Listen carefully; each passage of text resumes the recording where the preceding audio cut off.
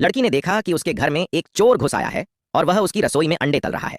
उसने यह बात अपनी माँ को बताई, लेकिन माँ ने उसे घबराने से मना किया। फिर भी मिल्ली को उस अजनबी से चिढ़ थी।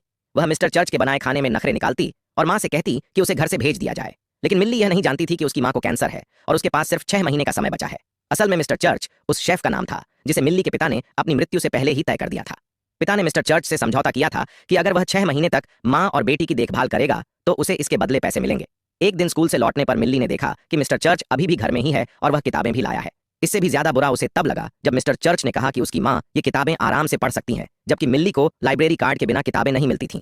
माँ ने उसे समझाया और मिस्टर चर्च द्वारा बनाया गया लाइब्रेरी कार्ड दिया, लेकिन मिल्ली ने गुस्से में उसे फाड़ दिया। कुछ ही समय बाद मिस्टर चर्च के स्वादिष्ट खाने ने मिल्ली का दिल जीत लिया। वह जैसे जादू जानते हो, हर दिन अलग खाना और हर बार अनोखा स्वाद। धीरे धीरे मिल्ली को लगा कि वह आदमी इतना बुरा नहीं है। समय के साथ दोनों एक दूसरे को स्वीकार करने लगे। मिल्ली को उसके बारे में जिज्ञासा होने लगी। कभी कभी वह बालकनी में खड़ी होकर उसके लौटने का इंतजार करती।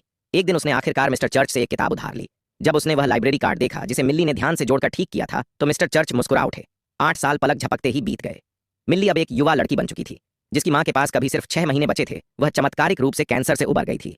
लेकिन मिस्टर चर्च कहीं नहीं गए। वह अपनी कमाई से ही उनकी देखभाल करता रहा। एक दिन मिल्ली को एक पार्टी में जाना था। जब उसने शाम की ड्रेस पहनी तो उसकी माँ और मिस्टर चर्च दोनों हैरान रह गए।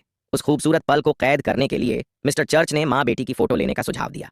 उन्होंने मिस्टर चर्च को भी साथ बुलाया और यही उनकी एकमात्र साथ की तस्वीर बनी। लेकिन उसी दिन स्कूल से लौटते समय मिल्ली को लेने मिस्टर चर्च आए। तब मिल्ली को एहसास हुआ कि उसकी माँ बीमारी से पूरी तरह नहीं जीत पाई थी। मिस्टर चर्च ने उसे एक लिफाफा दिया जिसमें कॉलेज की पूरी फीस भरने जितने पैसे थे।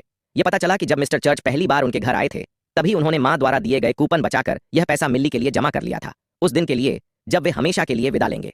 दोनों कुछ नहीं बोले। मिल्ली ने मिस्टर चर्च को ऐसे गले लगाया जैसे वह उसके पिता हों। फिर वह कार में बैठ गई।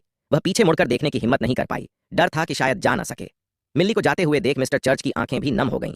यूनिवर्सिटी में मिल्ली ने अपनी माँ और मिस्टर चर्च दोनों को निराश नहीं किया। उसे सबसे ज्यादा इंतजार रहता था मिस्टर चर्च के हफ्तावार पत्रों का। कुछ ही समय में मिल्ली ने ग्रेजुएशन पूरी कर ली। पत्रों में दिए गए पते के सहारे वह मिस्टर चर्च के घर पहुंची। मिल्ली को अचानक सामने देखकर मिस्टर चर्च पूरी तरह